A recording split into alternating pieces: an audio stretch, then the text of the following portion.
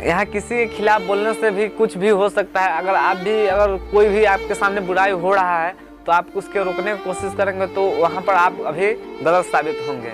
जी हाँ, आप भी देशद्रोही हैं। आप पूरा वीडियो देखें तभी समझ में आएगा, और कमेंट में कुछ भी लिखने से पहले आप वीडियो को पूरा देखें तभी समझ में आएगा, तभी आप बोलिएगा कुछ।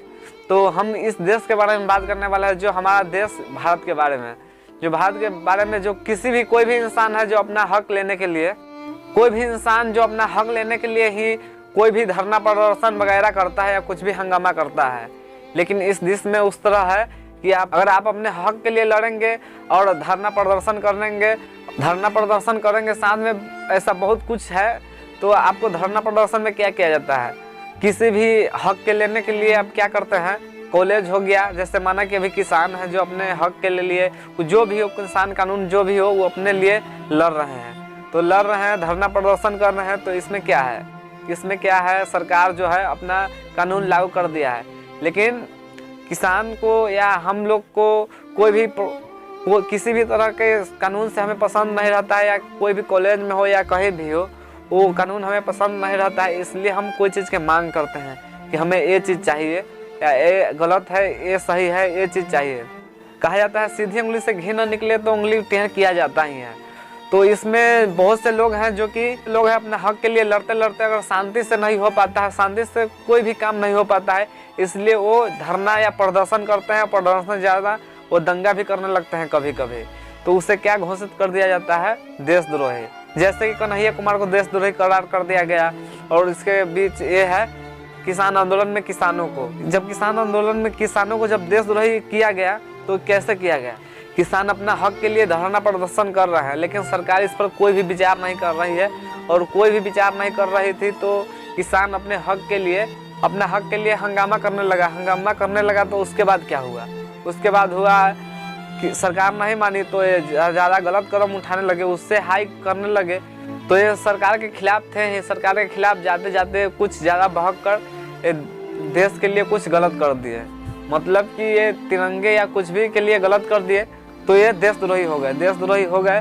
लेकिन ये नहीं जानता है कि देशद्रोही और इतना दंगा फसाद, इतना मर्डर, नहीं पता है कि इतना मर्डर या देशद्रोही या आत्महत्या के पीछे किसका हाथ है। ये सभी सरकार की हाथ रहती है। जो किसान मरा था ट्रैक्टर से कुचलकर, जो ये किसका कारण था, जब सरकार शुरू से ही सुन लेता और उसका कानून का चेंज कर देता तो ये नहीं मरता, काश ये नहीं मरते। और दूसरा, किसी नेता खिलाफ अगर कोई नेता गलत कर रहा है, गलत कोई भी कुछ कर रहा है और आप उसके खिलाफ अकेले अगर आवाज़ उठाते हैं तो आपको गलत करार दिया जाएगा और देशद्रोही करार कर दिया जाएगा। जब लॉकडाउन लगा था तो आपको पता होगा कि कोई भी इंसान घर से जब बाहर निकलता था तो खुशी से नहीं निकलता था, बिना प्रॉब्लम से कोई नहीं निकलता था, कोई के कुछ न कुछ प्रॉब्लम रहता था तब निकलता था। तो उसमें क्या किया जाता था, पुलिस द्वारा लाठीचार्ज करवाया जाता था। इसको पता नहीं कि पुलिस को ये भी पूछना चाहिए था कि खाना के लिए निकले हैं कि दवाई के लिए निकले हैं या क्या चीज़ के लिए निकले हैं। माना कि 1 महीना का अगर लॉकडाउन है तो उसमें 30 दिन हुआ, तो लगभग हरी सब्जी लेने के लिए 10 से 15 दिन के अंदर क्या हो जाता है, ख़राब हो जाता है या ख़त्म हो जाता है। ज़्यादा से ज़्यादा लेंगे तो उसके लिए तो लाना ही पड़ेगा, तो उसके लिए बाहर निकलना पड़ेगा, या कोई भी डॉक्टर के लिए तो निकलना ही पड़ेगा।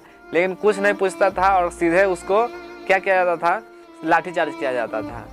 कुछ पहले जिस समय देश में बीजेपी का सरकार नहीं था, उस समय हम लोग देश को मतलब बोलते थे कि हमारा देश सही है, लेकिन कुछ लोग बोलते थे कि ये देश बिक चुका है और बिक चुका था, पहले बोलते थे।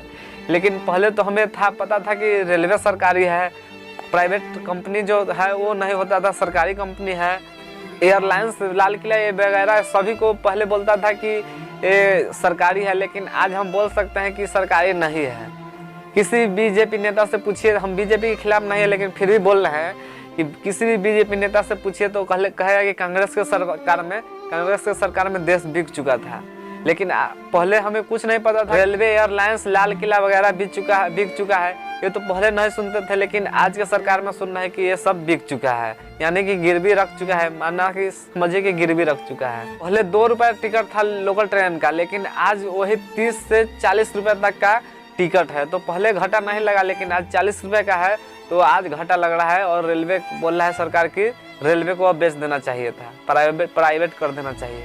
और यही बोलेंगे कि पहले देश बिक चुका था और देश आज सही है। यहाँ किसी के खिलाफ बोलने से भी कुछ भी हो सकता है। अगर कोई भी आपके सामने बुराई हो रहा है तो आप उसके रोकने की कोशिश करेंगे तो वहाँ पर आप अभी गलत साबित होंगे।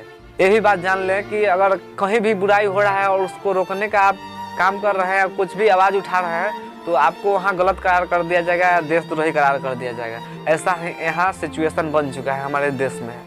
इसलिए किसी के खिलाफ ज़्यादा जा नहीं सकते हैं और बड़े लोग के खिलाफ तो कतई न जा सकते हैं, नहीं तो वो लोग अपने पैसा पावर के दम पर हमें देशद्रोही वगैरह कुछ भी बना सकते हैं। जैसे हमारा मीडिया वाला है, अगर आप बीजेपी के खिलाफ कुछ भी बोल दें तो मीडिया है से आपको पूरा देशद्रोही करार मतलब अपना तरफ से 100% लगा देगा कि ये देशद्रोही है।